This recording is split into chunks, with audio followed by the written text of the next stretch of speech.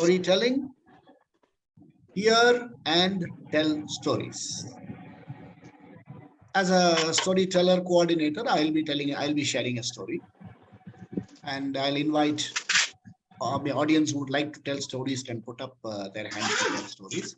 But two people have already told me they will tell stories today. In fact, at my request, Gitanjali Javed will be telling a story. And she'll also be answering questions on how to improve your storytelling skills if you want. She's a very accomplished storyteller. I'll introduce her at the appropriate time. Then Dr. Smita will be telling a story.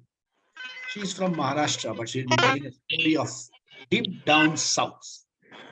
She'll be telling a story of somebody from the south. So we'll keep it in a way, in some kind of.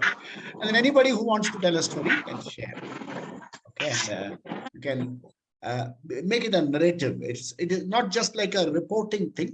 Introduce the elements of storytelling. Okay, so I want to tell a story. I planned to tell a different story today because today is the birthday of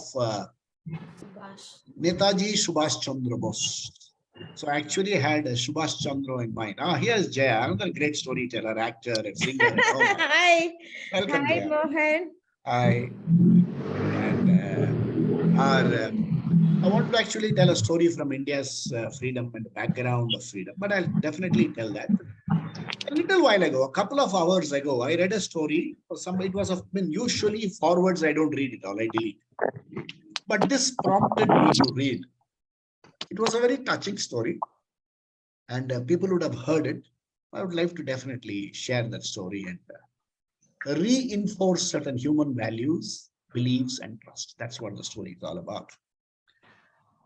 We don't know when it happened. It's a long time ago. There was a regiment of about 15 soldiers marching up to the icy plains near Ladakh.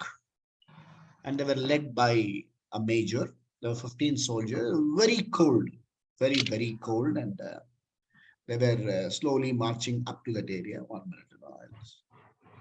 There's something. Yeah, now it's free. I've switched the screen off.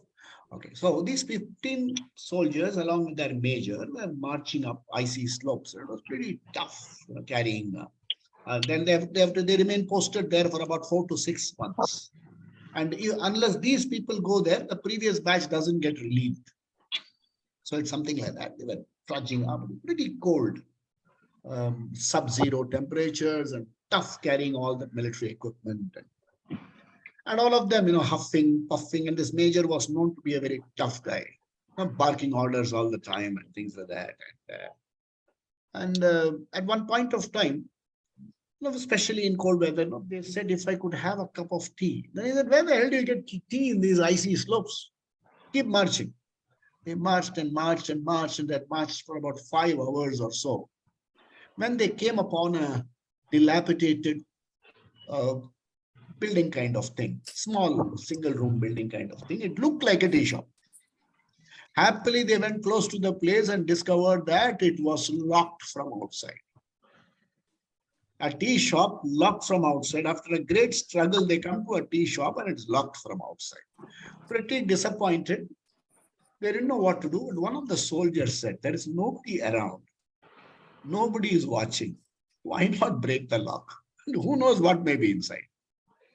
The major, the army people, you can't break locks and things like that. He thought for a while, he said, okay, I've not heard anything. So these people broke open the lock. And to their surprise, they found that it was kettles were there, biscuits were there, tea powder, sugar, condensed milk, everything was available as though it was made for them. Those people had sufficient 2 cups of tea and then a lot of biscuits and things like that. And then the major said, look, it's unfair. We have actually done something wrong, broken into somebody's house, consumed our bit.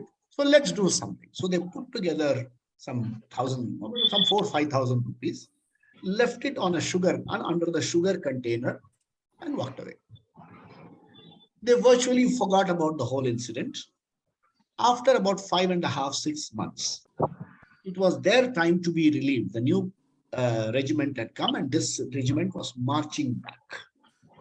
As they were marching back, one of the soldiers said, sir, do you remember this was the place we broke into?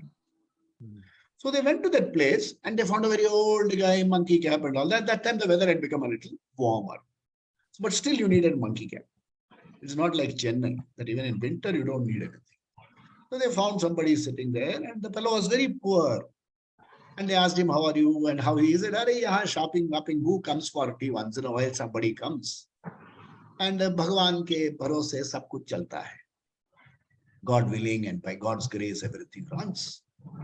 So one of the soldiers said, what Bhagwan ke bharose, you are so poor. And in this kind of cold conditions, you think Bhagwan will come and help you? This man said, sir, don't say that. I actually saw God help me. Ishwar helped me. I will tell you, it happened to me.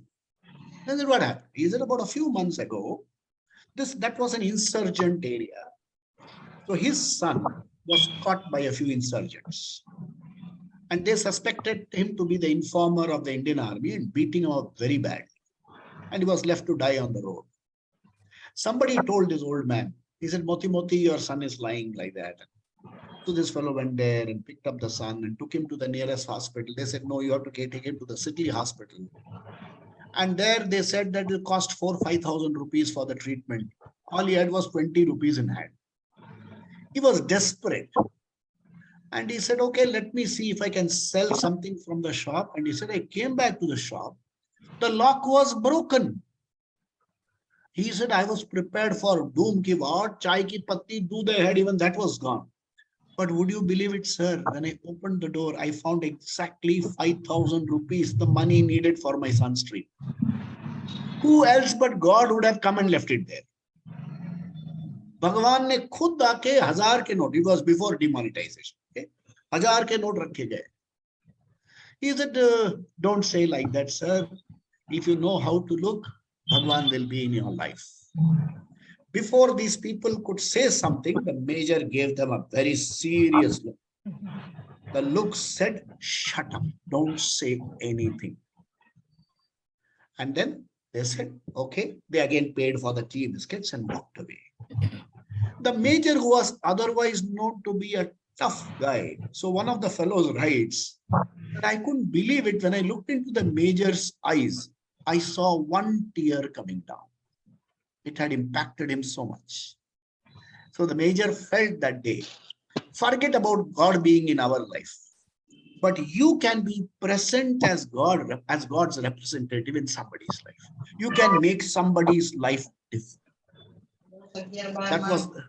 That was the lesson he said. He carried back, and they said the entire regiment did not speak for the rest of the journey because they had a lump in their throat.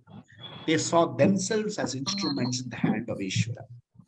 So this was a story which touched me immensely. I actually wanted to tell you another story. If time permits, I'll share with that story.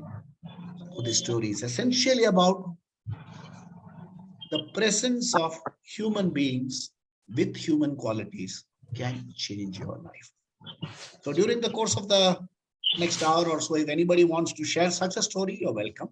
You're also welcome to share any other story. All you have to do is to go to the reaction button at the bottom of the screen, hit that button, I'll call you. So that's I start with the story. I would now like to welcome Gitanjali Javed. She's from our team called MAST, Madras Association of Storytellers. You would have remembered the story of, what's his name? Pensioner who was looking for pension and got buried in the files by Padma. She told the story a couple of weeks ago. So today Gitanjali will be sharing a story. We are a team of 6 in MAST. We tell stories. We tell stories internationally. We have an international audience. We have people participating in the international forum. And people who are interested can log in. We have a page, MAST page in the Facebook. You can log in and see what's going on. Okay, over to Geeta. Geeta is what you call so many things rolled into one. She's a businesswoman and she's a storyteller. A very good organizer, very good organizer. And you would believe it. You won't believe it. She's a grandmother of a 1.5-year-old child. Let out the cat out of the bag. No more. This is not fair. So, you know, I didn't want to say it, but I want to say because how Geeta has been blessed by God with her youthful looks. Yeah, I can't believe it. You can't believe it, you know? Really can't believe. And Geeta and I share a very unique relationship. See, her first name is Geetanjali. I am from Kolkata. So I say I am Rabindranath Tagore and she is Geetanjali. Then I am a teacher of the Bhagavad Gita and Geeta is the first part of her name. So I said I am Krishna and she is Geeta. So, and we enjoy a great relationship. She calls me Mohan. In Bengali, it means older brother. And with my blessings and with all of our wishes, Geeta, over to you. Thank you, Mohanda. That was wonderful. And now coming to the story. I'm going to share today a folk tale from India. This folk tale is very close to my heart because it's, each one of us through this story, we know as Indians, we are connected to the roots of our country. Folk tales have myth, but I believe in that myth, there is some truth. And we can spread love, harmony, humanity, everything, oneness through stories, especially folk tales. And this story is such kind of story, So let me start with the story. And this story, the title is The Pan.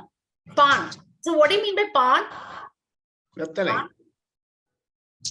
Pan, Italy, nuts and limestone, right? So it is based on a metaphor, the metaphor-based story, right?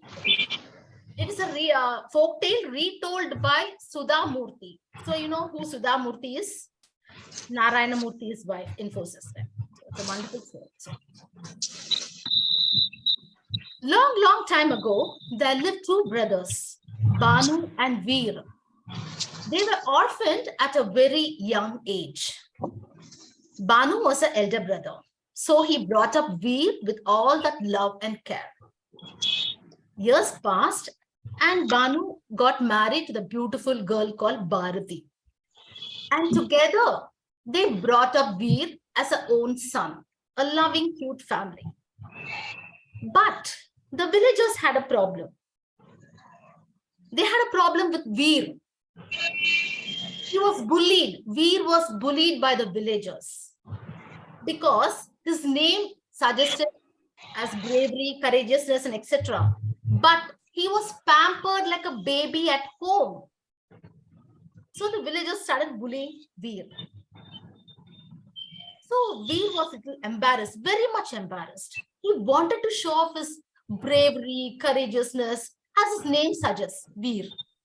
He never had the opportunity until one day the king announced that he wanted all the young men to join the army, for he was about to wage a war with a neighboring kingdom. Veer thought, this is the opportunity. I have to grab it. So he rushed to his brother. Brother, I'm joining the army. Banu, he did not give a heed.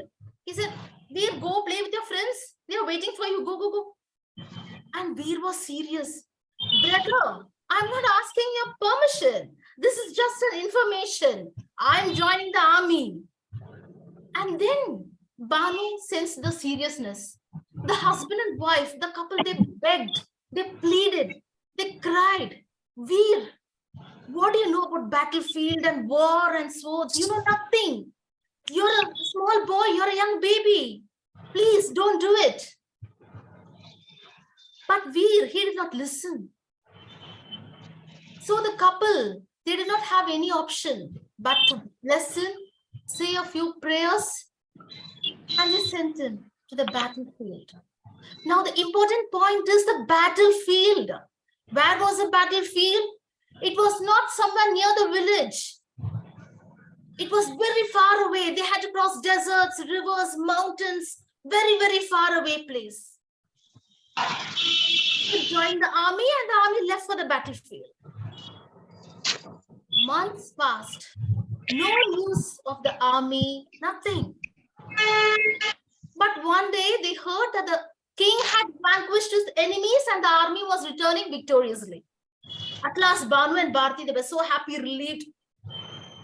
And every day they would sit in front of the house and just wait for Veer to walk down the road. But unfortunately, that never happened. Again, days passed. No news of Veer.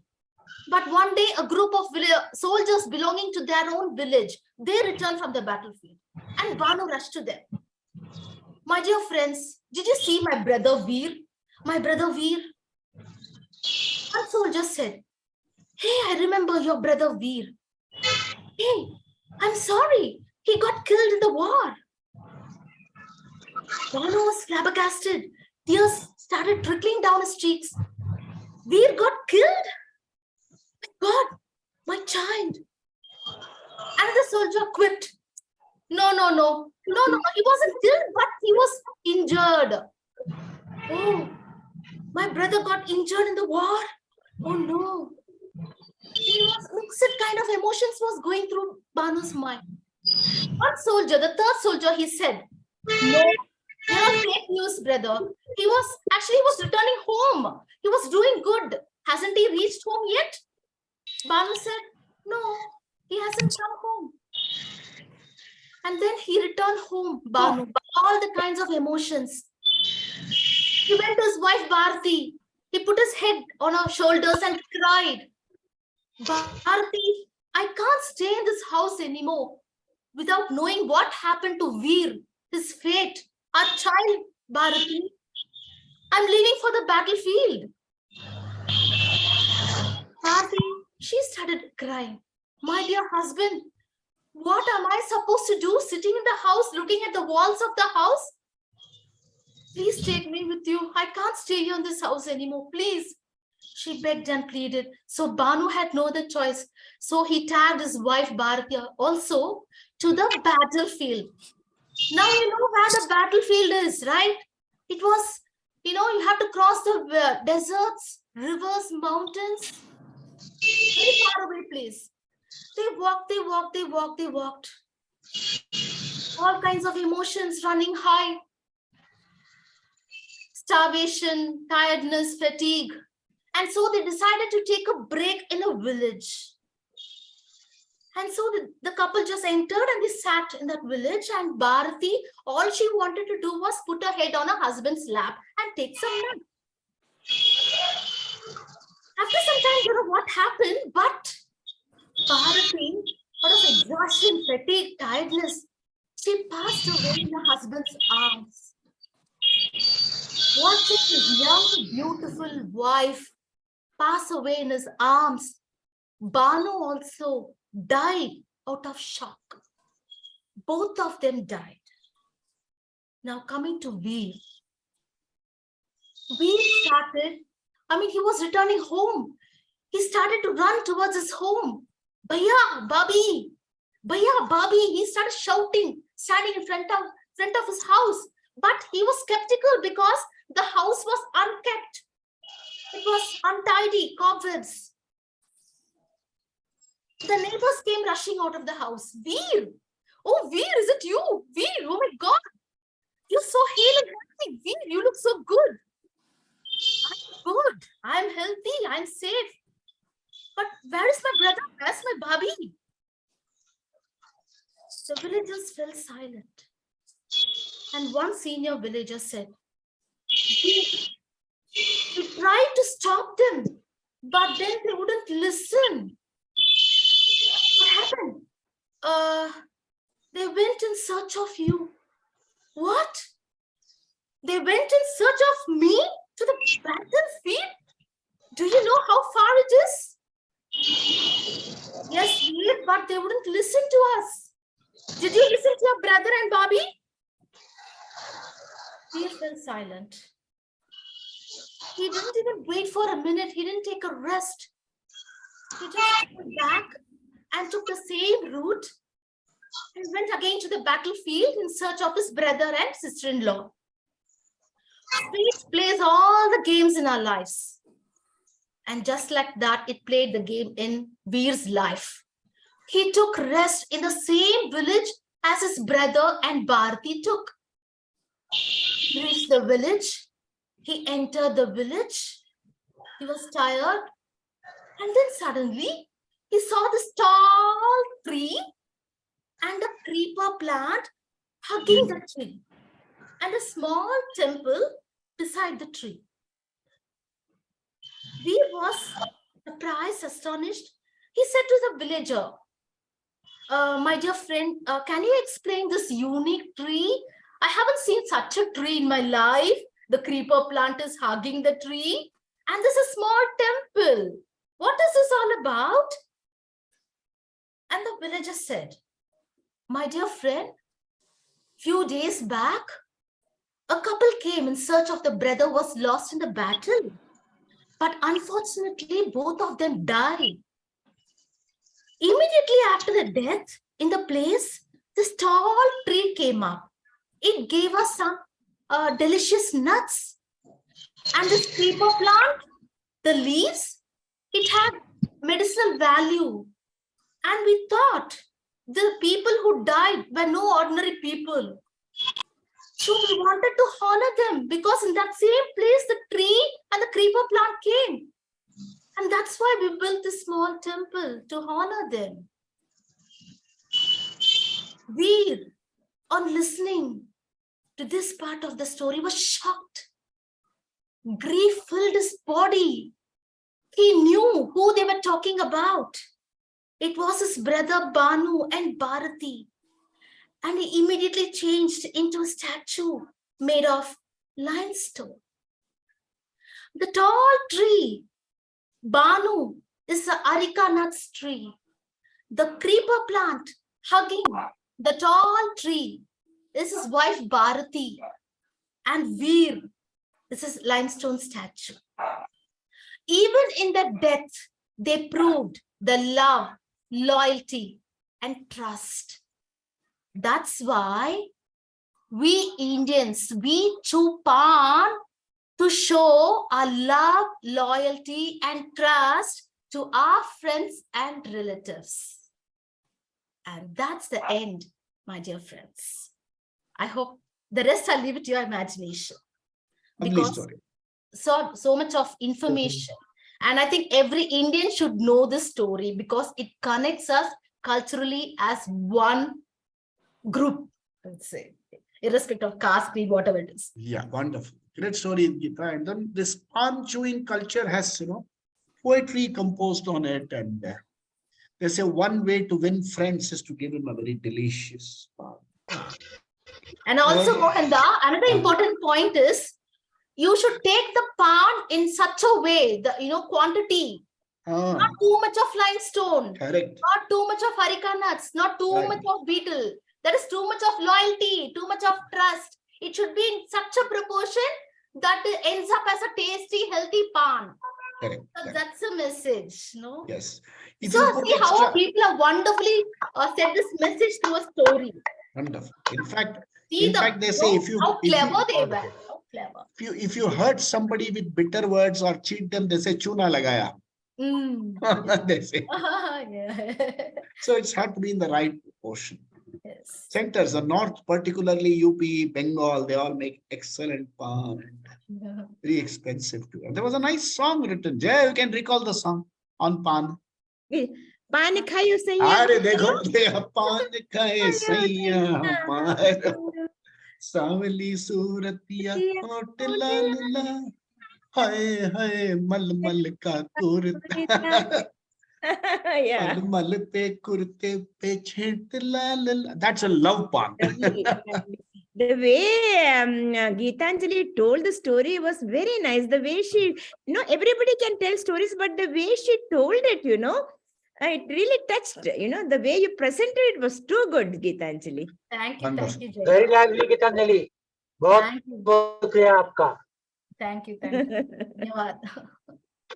Yes, Gitanjali, we will listen. Our group, there is Meera here. She'll come in the subsequent week. Shifa Paddy is joined. also there, I feel. Paddy. Yeah, Paddy is here. Paddy told a story a couple of weeks ago. Shifa is another wonderful storyteller waiting. Okay, let them tell, we'll all hear. No, we'll wait for. In fact, Shifa was also supposed to tell a story today. She called me a little while ago. She said, "I'm only having breeze from my throat. Throat, gala baith gaya." She is in under 10-degree temperature somewhere. So Ahmedabad. Ahmedabad. She is in Ahmedabad. So we'll give her a break. She'll come back. Okay, the next storyteller in the queue is Dr. Smita.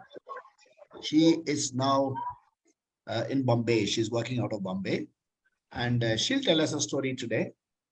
And her story is, I leave it to you. She's from Maharashtra and she wanted me to tell a story from South India. Over to you, Dr. Smita.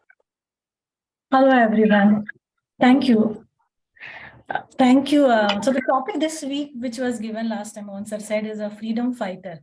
Okay, before I go, I just wanted to thank Padma ji. Okay, you'll know why I thank you. Thank you for inspiring me.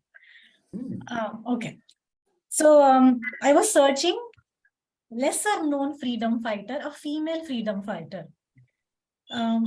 Maybe you might be knowing, you're all senior storytellers. Probably you'll be knowing. If I ask you, whose name come to your mind? Who is the first Indian queen who defeated the British? Mohan sir, Velu Nachiyar. Velu Nachiyar. yeah, this is wrong, but okay, I didn't knew the answer, and when I searched, I was fascinated by this story, and that's when I said probably I want to pick this up to talk. So yeah, you are right. The story that I am going to talk about today is of Velu Nachiyar. She was actually the Tamil queen who ruled 100 years before Jhansi Ki Rani. Jhansi Ki Rani was my answer, but yeah, she ruled even before Jhansi Ki Rani.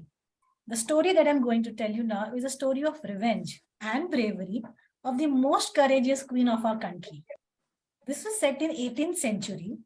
Velu Nachiyar, the valiant queen of Sivaganga kingdom, had lost her husband, lost her kingdom, and was forced to live in exile for 8 years, but only to come back stronger and take revenge. That's why she made the history of the very first Indian queen to defeat the British. Okay, so telling more about her, the Ramananda princess was born on 3rd January 1730. She was the only child of the king and the queen and was brought up like a male warrior. She was trained in sword fighting, archery, vallari, syllabum. In addition to Tamil, she was also proficient in English, French, and Urdu. Going a little few years before her birth, to kind of tell you more, the Ramanand kingdom was ruled by Chellumuthu Vijaya Raghunan Setupati, and this kingdom got split off as a Sivaganga kingdom, which was ruled by Sasivarna Thevar. When the princess was 16 years old, that is in 1746, a marriage alliance was made between the Ramananda and the Sivaganga kingdoms, with the Velu Nachiyar marrying the prince of Sivaganga kingdom, Muthu Vaduganatha Thevar. Later, they had a girl child called Vellachi Nachiyar. The royal family was very happy. The people in the kingdom was equally happy. Everything went on well until a treacherous act by the British. So, well, we all know, right, how the British had invaded as traders and then took over India and ruled. But basically, how they do it? Divide and rule. They kind of took advantage of the internal conflicts between the Indian kings. So that time there was this Nawab of Arcot. He had become allies with the East India Company, and the Ramananda and the Sivaganga refused to pay tribute to the Nawab. What happened was, one fine day in 1772, by then Velu Nachiyar was 42 years old, the king of Sivaganga, that is Muthu Thevar, had went for his usual worship at the Shiva temple. But then, on behalf of the Nawab, the British army attacked the Sivaganga fort. On the other side, they sent another troop in a secretive manner into the temple premises. The king was totally unaware and unprepared for war, and he got brutally killed by the British. The British looted the jewels from the temple, took along 50,000 gold coins. Velu Nachiyar was shell-shocked to hear the news of her husband's murder. However, she managed with the help of minister that she and her child, the little girl Vellachi Nachiyar, to escape to nearby Virupakshi.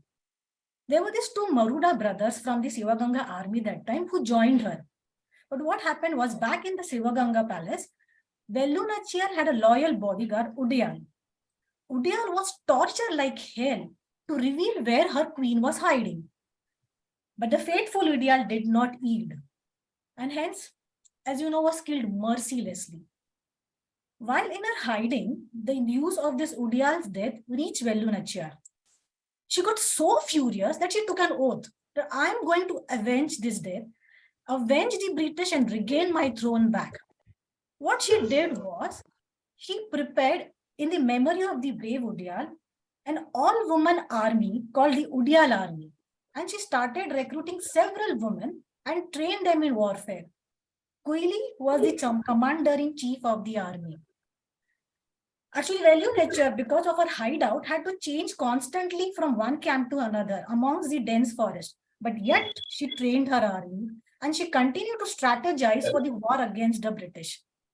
Meanwhile, here, the Nawab, the Yarkot Nawab Vallaja, had annexed Sivaganga and he renamed it as Hussain Nagar. Later, Value Nature, in her preparation for her war, sought an additional military assistance from the Nawab of Mysore, the Hyder Ali. He offered her infantry and cavalry to fight the British.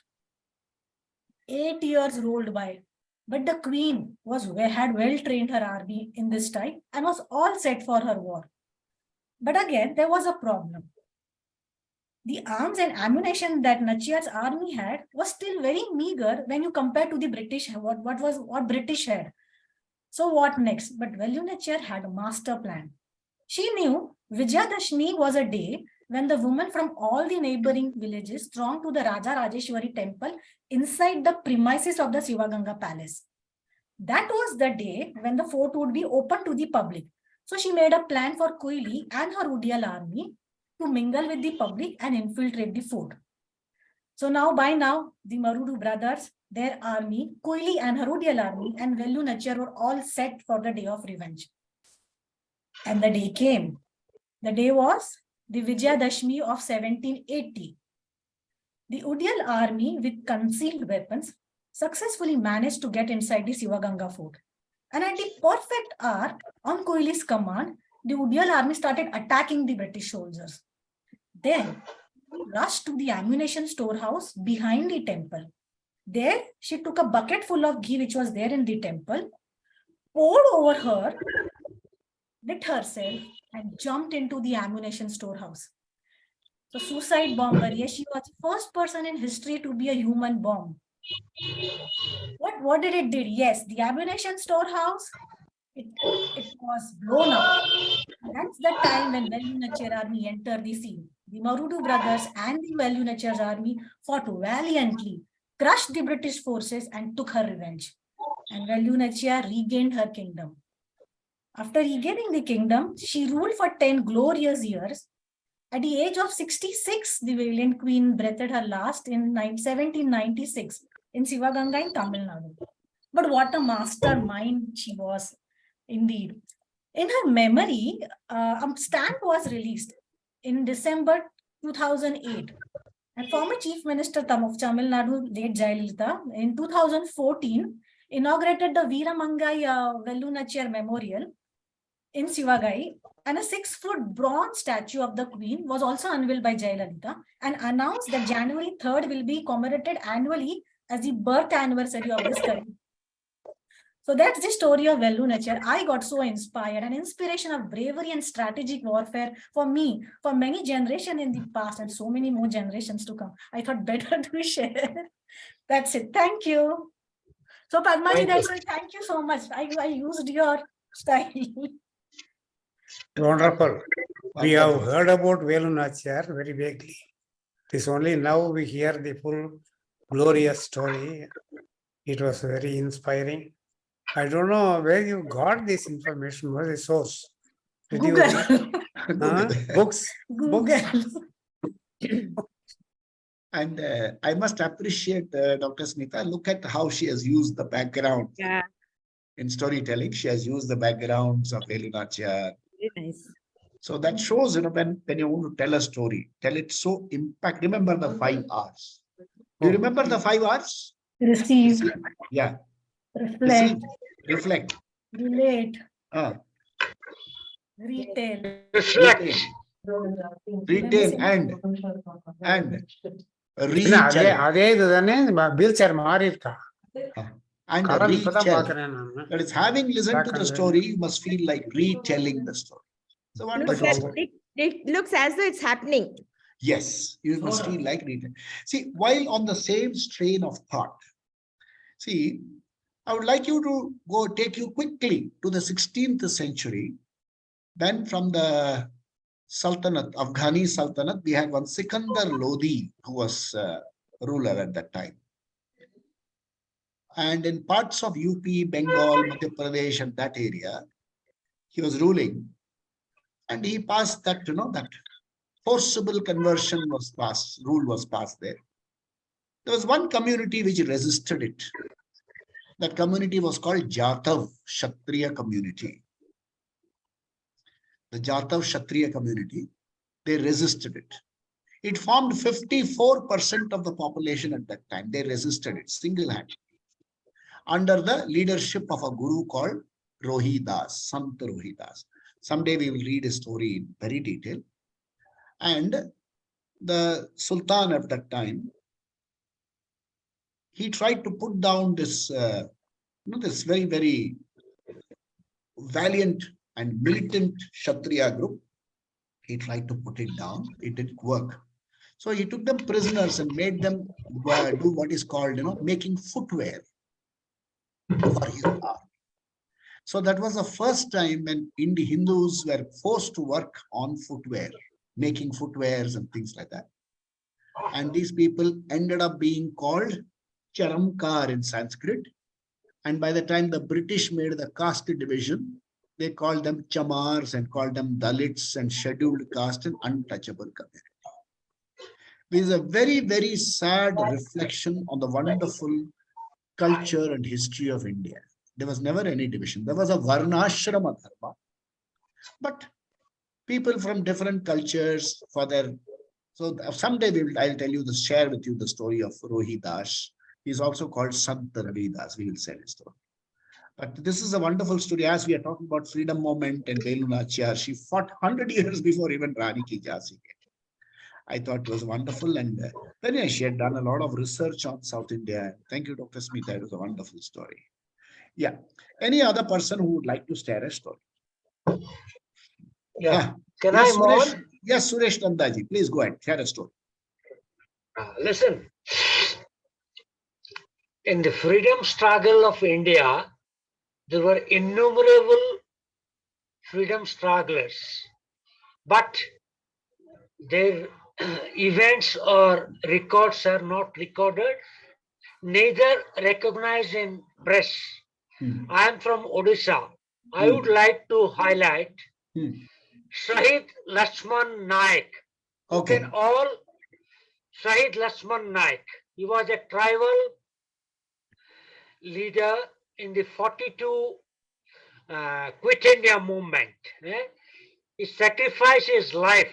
And you see, at that time, I'm from Jaipur in Koraput district from Odisha. At that time, Mr. Jagannath Rao, who was later a member of parliament,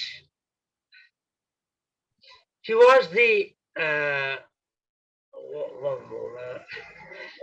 advisor or legal advisor or something to the Maharaja of Jaipur of Jaipur.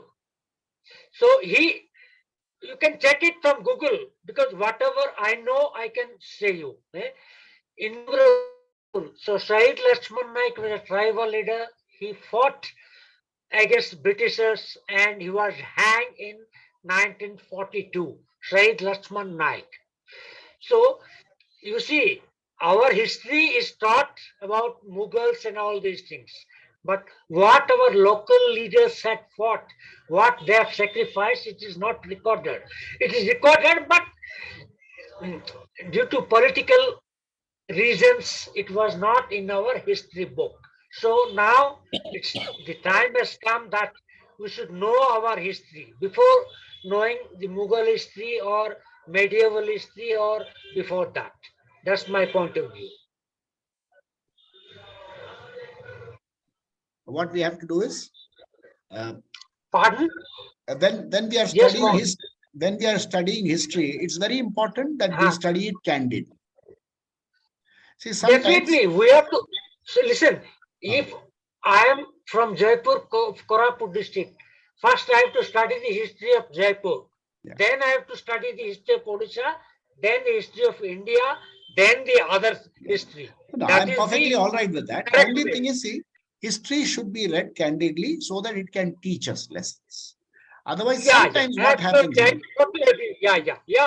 that is what I'm insisting upon. Otherwise, what happens is, if you dwell only on certain aspects of history, it creates a little bit of, that's the only reason. It's not political, it is purely. See, we have to understand that we are a great country with great intermix of Absolutely, cultures, absolutely. and Yeah. we have friends from all communities, and we should be able to, and the That's kind the of, beauty of India, sir.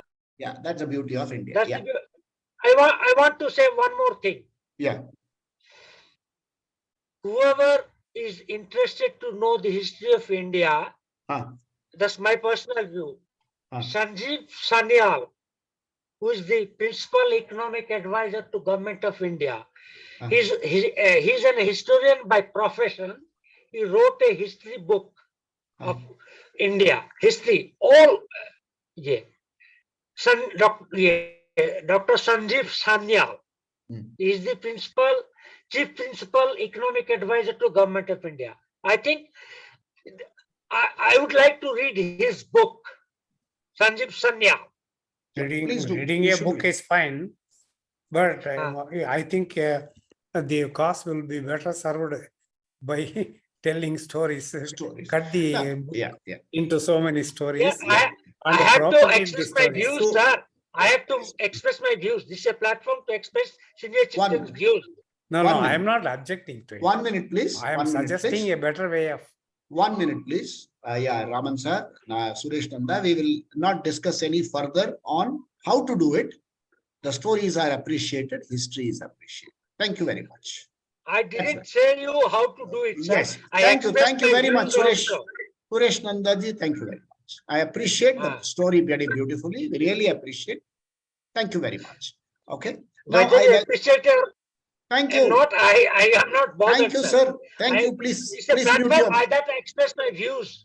Thank you very much. Please mute your mic. Thank you. Thank you. Thank you very It's my pleasure. much. My pleasure. I'm honored. Thank you. Please mute your mic. And we will not discuss any further on this subject. Yeah. Now, anybody else who is willing to tell a story, need not be history. It can be a personal story. But remember, the story should bring out certain emotions. There are navarasas, we have heard about it. It can become hilarious. You can bring out a hilarious story. You can bring out empathetic story, compassionate story, horror story. Okay, you can bring in adbhutaras, wonder, anything, karunya, anything that you like, any of these navarasas.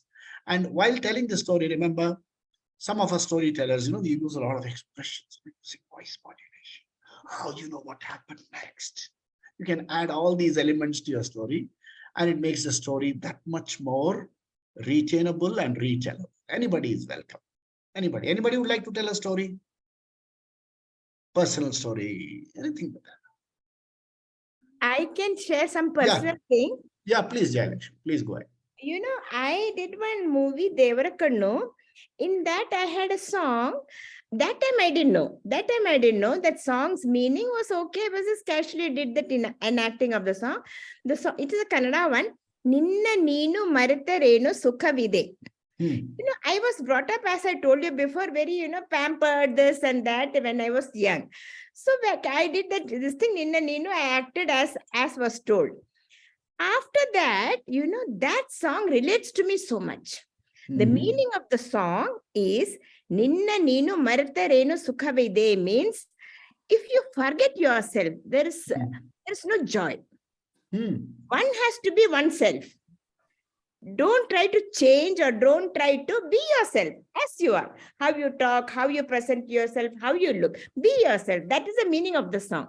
And you don't forget, what you have learned, you never forget. Like, meenu ijadiruvude, dumbi huva mariyude. Like, will the fish forget to swim?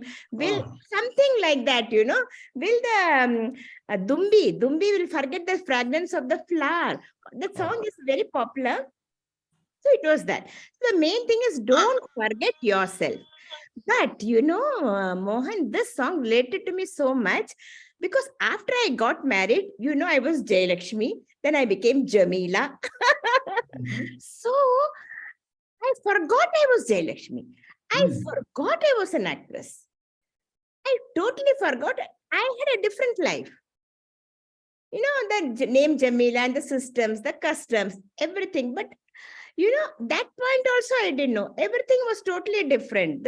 You know, how it was and how I lived for 18 years was totally different. I was not singing. I was not acting. I was not doing anything.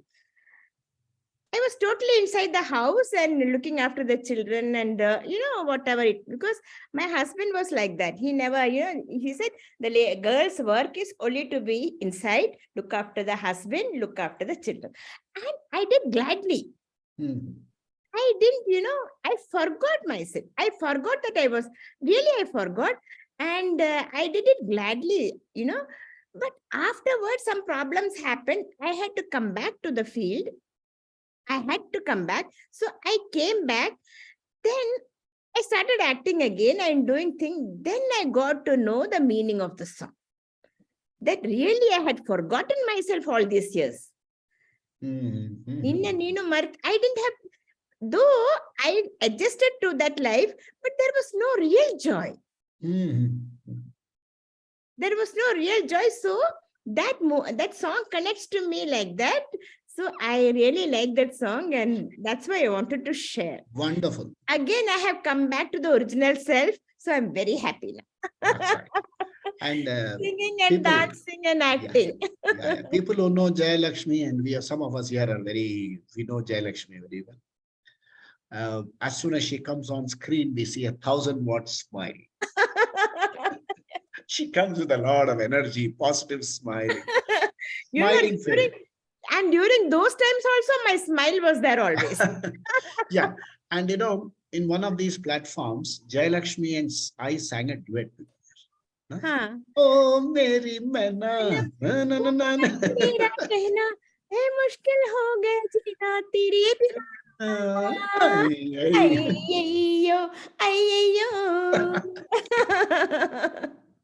And we sang it, and she sang with all these actions. I did the makeup also. I did whatever it is, I like to do, and nothing is big or nothing is small for me. Everything is big for me.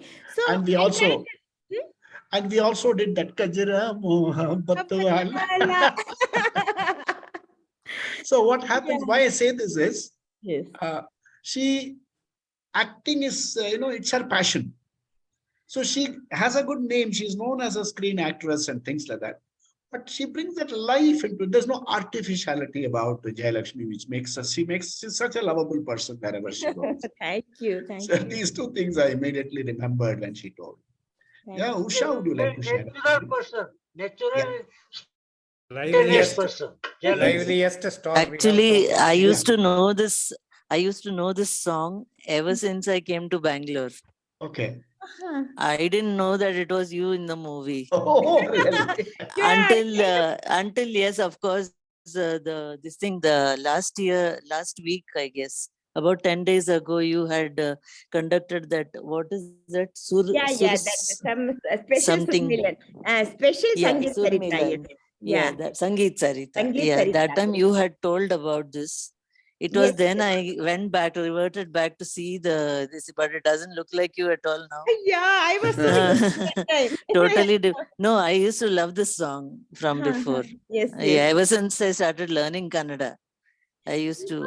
Usha, it became 40 years over. That song was picturized. So long back. So naturally, I'll not.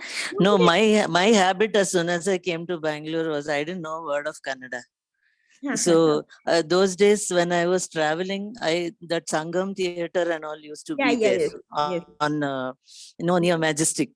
So while going to the bank, I'll compare the English with Kannada, and I will write that and go show my staff what is meant by this. That is how I learned.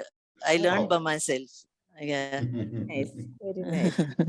So storytelling can include you learning a language, you messing up the language, you not understanding the culture or understanding the culture. All this comes into storytelling, and very important, relate to the story, and be convincing, and that's what makes people would want to, retell the story. They would like to retell the story. Ours is a story. Storytelling tradition is all over the world. Bards have been telling stories. Kabir, the entire Kabir Das ke dohe is something like read out. And even Rani Jhansi, Khoob ladi mardani thi, wo Jhansi wali Rani thi. So in the poetic element, there'll always be exaggeration. We have to understand that. But that doesn't mean the story is fake. These days, a lot of work is going on to prove that the story is fake. The story is not fake. The poet in his valiance, like when you talk about Poe, I don't know, I'm sure people would have read Phantom comics. Tall as a tree and strong as 10 lions. So it is the poet, introduces all this as a part of his poetic, it's called poetic license. You're allowed to do all this. So they will say, you read the story of, you heard the story of Velu Nachar, you heard the story of Rani Lakshmi Bai. There is a story of a person from Gujarat, the first person queen who fought Muhammad Ghori's invasion. They say she tied 2 of her children to the body and went to the warfield to fight. We listen to that story someday. And she fought so hard that the fellow didn't come back for the next decade or so. And not to Gujarat side, he went only to North India side. So there are some valiant stories. But only thing is when you tell a historic story, we have to see that the sentiments are shared beautifully. We don't condemn anyone. We only see the situation for what. If we can tell that story that way, it reaches a wider audience. We don't stand on judgment and things. That's very important. Okay. We've got 4 minutes left, 6 to 6. And Geeta, would you like to add some elements of important storytelling? Would you like to add to as a closing remark? I thought I'll take it as a separate session, Mohan. Okay, no problem. Yeah, fine. We can do a separate session on how to tell. On how to tell stories. And she'll give you an activity also. She'll Yeah, also make, she'll give you also an activity. She'll make all of you tell stories and do that. That'll be wonderful. Yeah, that'll be wonderful, Geeta. So here we have, in fact, Meera specializes in telling stories in Tamil. And in fact, on a day when Meera tells stories, I will make her tell the story in Tamil. We will give you an online side-by-side translation. Because she can definitely speak very good English, there's no doubt about it. But when she tells it in Tamil, you can see the punch. It has a punch. You can see that flavor of the language which she brings into the story. And we are all there. Geeta will be there. Shifa will be there. We'll give you an online translation of the story. We'll definitely give you that. Anybody who would like to share stories, you're welcome.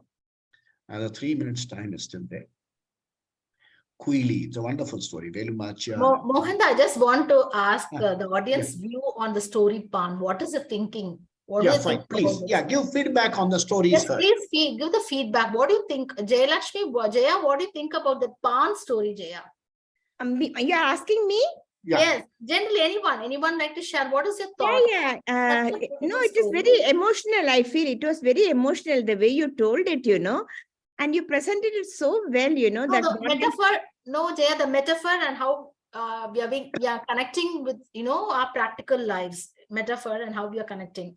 What do you think of that? That part attachment. We should be attached to our family members.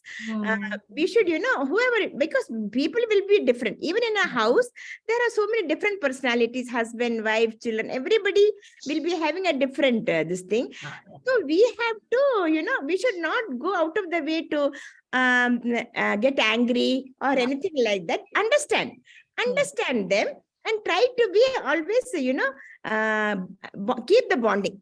Yeah. What I would like to add, Geeta, here is, see, many of our cultural practices are connected to some story. See, there is a wedding ritual called seeing the Arundhati. Yes. In all the South Indian weddings, they have something called Arundhati. That is soon after the marriage, the couple will be taken and shown, see the Arundhati star. There is a beautiful story behind it. Yes, I know. There was a warrior. Do you know the story, Geeta? Yes, a little bit. I know. Okay. There was a warrior who soon after marriage went to a war. And like Geeta said, far away. Wife said, how do I know where you are? He says, every day at this particular time, from wherever I am, I will look at the Arundhati star. Hmm. And at the same time, you also look at the Arundhati star. That was the first satellite communication. And he said, and Wow. he said, on the day you are not able to see the Arundhati star, understand I am gone. Oh my God. So he did not come back. He left town when he was 19 and he did not come back till she was 90 years old. But every day she used to look at the star. Sure. On the 90th year, she looked up and did not see the star. She fell down dead. So the story shows how distance does not make a difference about each other's affection and love.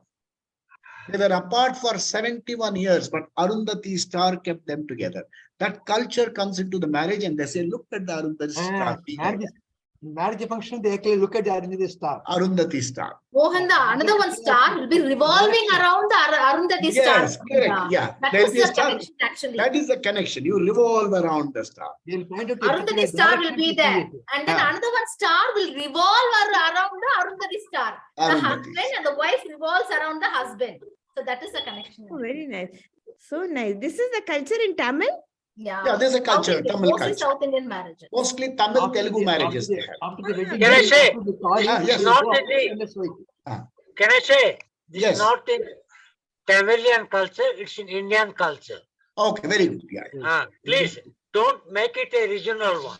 No, it is not. There is not. Not like See, Ah, Dravida is nothing regional. Dravida means Nandaji, it is for you to Indian. respond. It is for you to respond if it is followed in Orissa. yeah, They are that's all. not talking about yes, any yes, region yes, as it such. is. Yeah. It is. Yeah, then See, you respond it is. positively on that. Yes. Yeah. Nobody You have to is, understand that No. when Don't you, make it a regionalized one. it is It's not a region. Indian अरे culture. अपने reason के बारे में वो बता रहे हैं, आप अपने रीजन मैं के बता बारे रहा में हूँ, बताइए. मैडम मैं बता रहा हूँ. Mohan Krishnan Don't- knows about Eastern Indian culture. हाँ, Yes. बस आप He's इतना been बोलिए well whether covered. this Mr. Mohan relation- Krishnan is well covered. See, आप Eastern Indian अपने culture. कल्चर के बारे में बताएंगे तो it will be an insight for us also. Don't I mean I couldn't get don't you. get offended that I he is couldn't telling get you. about South. Yeah.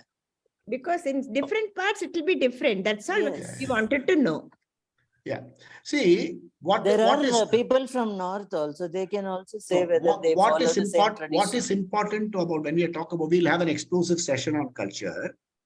See, if you read the way that the language is written, up to Orissa, the language, the writing is below the line. From Orissa, it is above the line. You see, Orissa script is written above the line. Orissa, Odia, Telugu, Tamil, Kannada, Malayalam, all these languages are written above the line. Otherwise, it will be below the line. So these are what you say, Distinct variety. differences. Yes. Variety, that's all. India is one, it is called a subcontinent because there is variety, different complexions, different cultures. See, when I went to North India, when I was in Calcutta, they used to ask my wife, why are you wearing your nose stud ulta? Hmm. She used to ask him, why are you wearing it ulta? Yeah. She wears on the right, others will wear on the left. She will say, you are people is, then if you go to Bengal, the pradakshina will be left this way and anti-clockwise. Here it will be clockwise.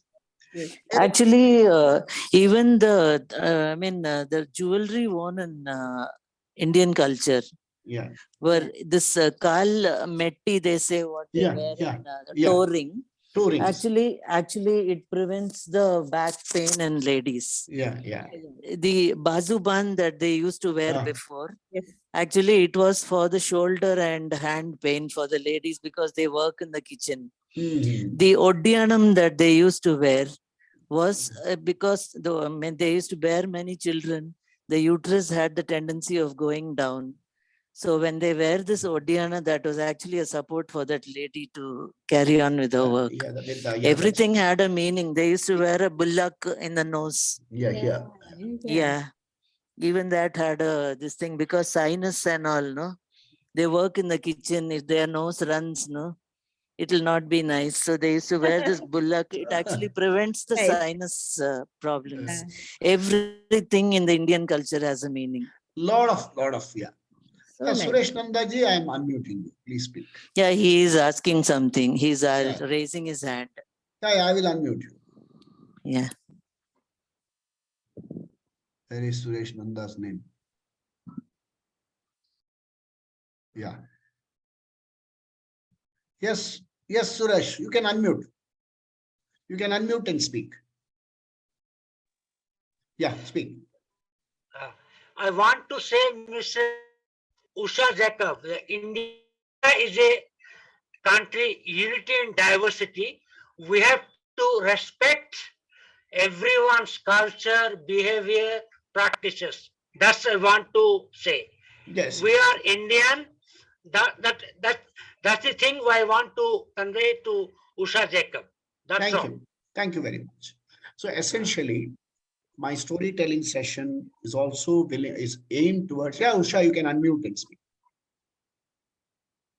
You are muted, Usha. He's talking about his state. You tell us about your state because No, most I'm of not us don't talking, know I'm about not the talking about practices. India.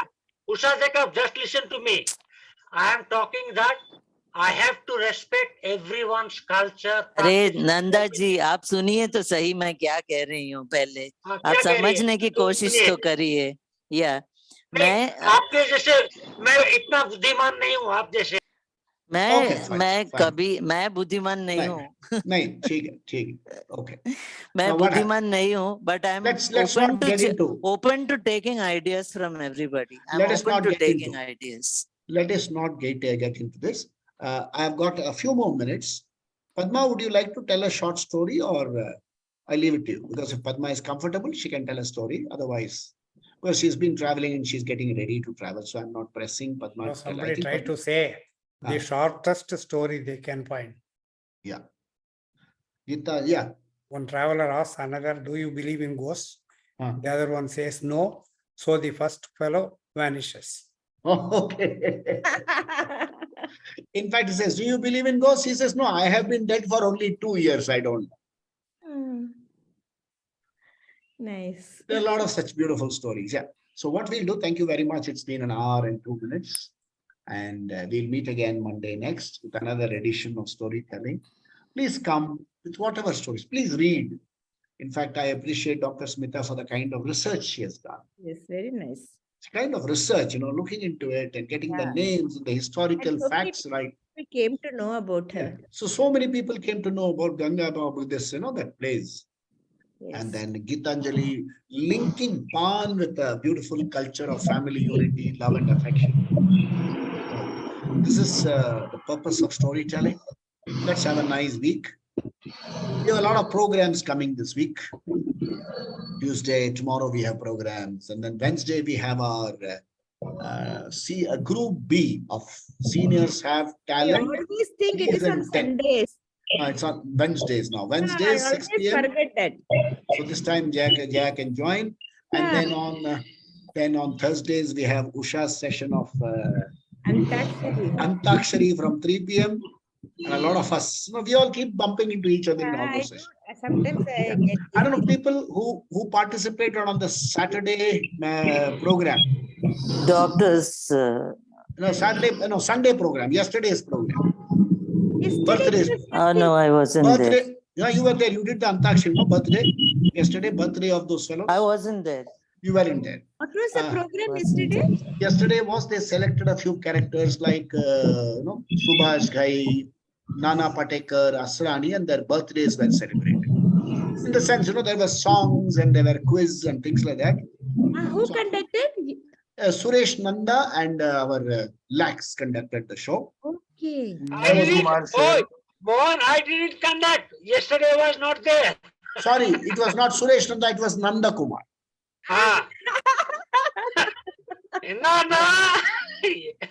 Nanda Kumar. Nanda Kumar and our Lax conducted the show. What I wanted to say was there was one section which I was supposed to conduct.